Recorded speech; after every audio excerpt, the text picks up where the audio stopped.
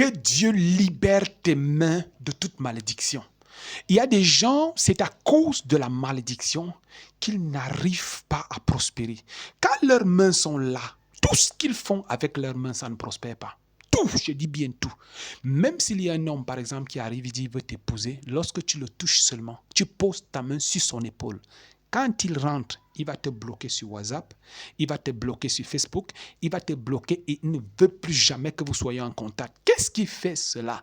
Pourquoi est-ce que ça m'arrive? Et tu te poses la question de savoir qu'est-ce qui se passe. Généralement, des personnes sont influencées. Il y a des influences sur les mains. Sachez que l'ennemi peut déposer des influences sur tes mains. Et sachez que ce n'est pas parce qu'on est enfant de Dieu qu'on ne peut pas être influencé. Sachez que ce n'est pas... D'ailleurs, ce n'est pas tous les enfants de Dieu qui vont se marier. Il y a des enfants de Dieu qui vont même passer à côté de leur mariage. Peut-être à cause de la désobéissance, d'autres simplement à cause du manque de discernement, ils vont passer à côté de leur mariage. Donc, écoutons, lorsque tes mains sont maudites par le monde des ténèbres, tu as besoin de la délivrance. Et aujourd'hui, je fais cette courte vidéo, non seulement pour t'exhorter dans ce sens-là, mais aussi pour prier efficacement pour toi. Parce que comme, n'est-ce pas, notre chaîne dit 3 minutes d'impact, Dieu est capable de te délivrer en moins de 3 minutes. Même avant 3 minutes, il est capable de te délivrer. Lorsque tu te connectes et tu as la foi, tu crois que Dieu peut te visiter, alors il va te visiter. Il faut qu'à partir de maintenant, avec tes mains, tu puisses prospérer. Que tu puisses prospérer. Que tout ce que tu touches avec tes mains se multiplie. Que tout ce que tu touches avec tes mains prospère. Je connais un homme, quand je lis la Bible, je vois un homme qui était même dans la synagogue. On peut rentrer cela dans notre contexte aujourd'hui. C'était un enfant de Dieu parce qu'il était à la synagogue. Il partait tout le temps à la synagogue, mais il avait la main sèche. La main sèche. Il est possible d'être à l'église, mais avoir la main sèche. Il est possible d'être enfant de Dieu, mais avoir la main sèche. Et tu ne prospères pas avec cette main. Tu ne peux rien faire avec cette main. C'est comme s'il y a des piqûres que tu injectes dans la vie des gens, parce que tout ce que tu fais, ça sèche. C'est maudit. Je prie afin que tout cela, au nom de Jésus, que ça cesse au nom puissant de Jésus. Jésus est entré dans cette synagogue, il a trouvé cet homme. Et quand il trouve cet homme, il se rend d'abord compte que tout autour de lui, l'atmosphère n'est pas, n'est-ce pas, propice au miracle, à la délivrance. Et il commence d'abord, il n'était pas très content. Mais quel que soit ce que les gens faisaient tout autour pour essayer de bloquer ou retarder la délivrance de cet homme, qu'est-ce qui s'est passé? Le Seigneur s'est imposé. Il a dit à l'homme, place-toi là, étends ta main. Et quand l'homme a étendu sa main, la main est devenue saine. Voilà ce que je prophétise dans ta vie maintenant. Pendant que tu lèves tes deux mains là où tu es, que ce soit dans le métro, que ce soit, n'est-ce pas, dans l'avion, que ce soit n'importe où, pendant que tu lèves tes mains là où tu te trouves, je prie que Dieu regarde ses mains et que la puissance du Saint-Esprit touche ses mains. Que le Saint-Esprit oigne ses mains au nom de Jésus-Christ et que tu sois complètement libéré au nom puissant de Jésus. Un jour, l'apôtre Paul, il arrive dans l'île de Patmos.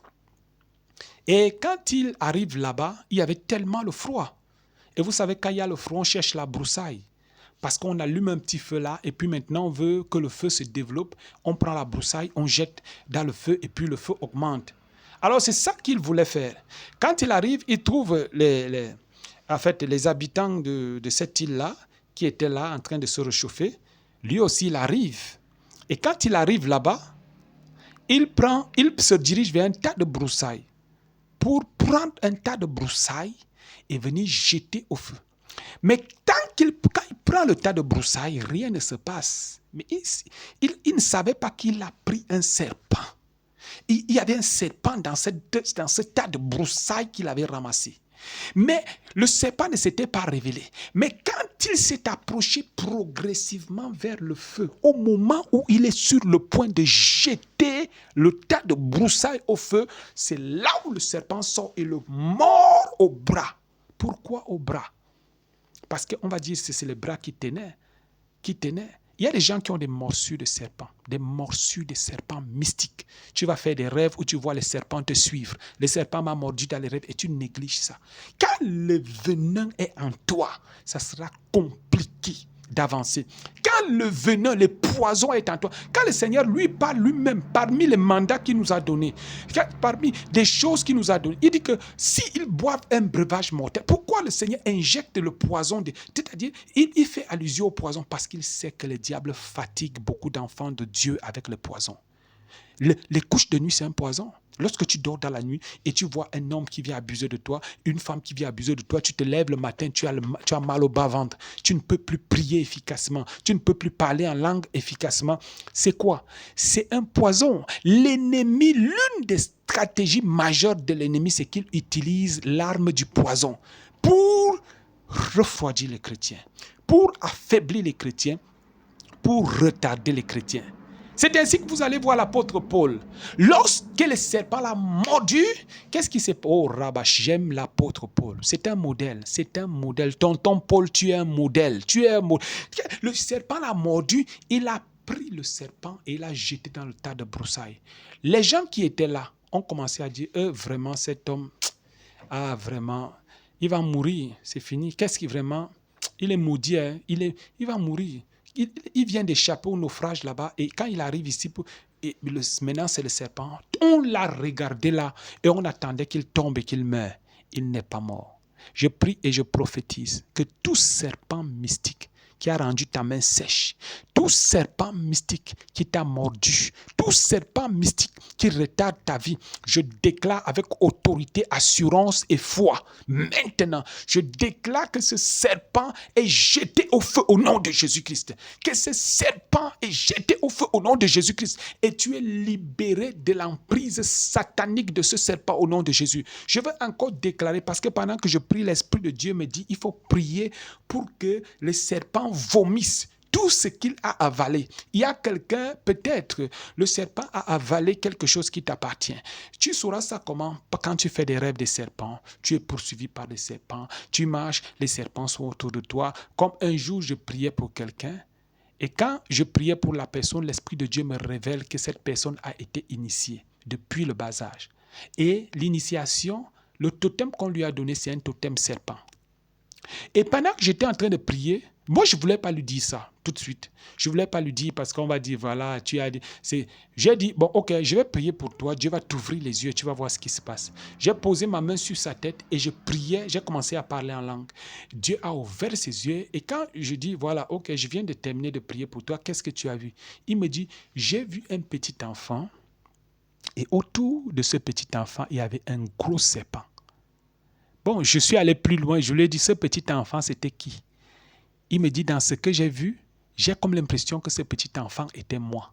Je lui ai dit, tu as été initié depuis le bas âge. C'est pour cette raison que ta vie n'avance pas. C'est pour cette raison que tu ne peux pas réussir tant que cela n'est pas brisé. Et je veux prier pour ta vie aussi. Maintenant, je déclare dans le nom de Jésus-Christ ta délivrance. Je déclare ta libération au nom de Jésus. Pendant que tu likes, tu partages, tu commentes, je déclare cette portion au nom de Jésus-Christ. Amen. Vous pouvez continuer à regarder nos réels. C'est votre serviteur, le pasteur Gérard. Vous pouvez continuer à regarder nos réels, nos vidéos et aussi suivre notre chaîne 3 minutes d'impact où nous publions, n'est-ce pas, du contenu chrétien pour édifier, aussi pour informer. Parce que pour bien prier, il faut être informé. Alors, que Dieu vous bénisse abondamment dans le nom de Jésus-Christ. Amen. Shalom, à plus.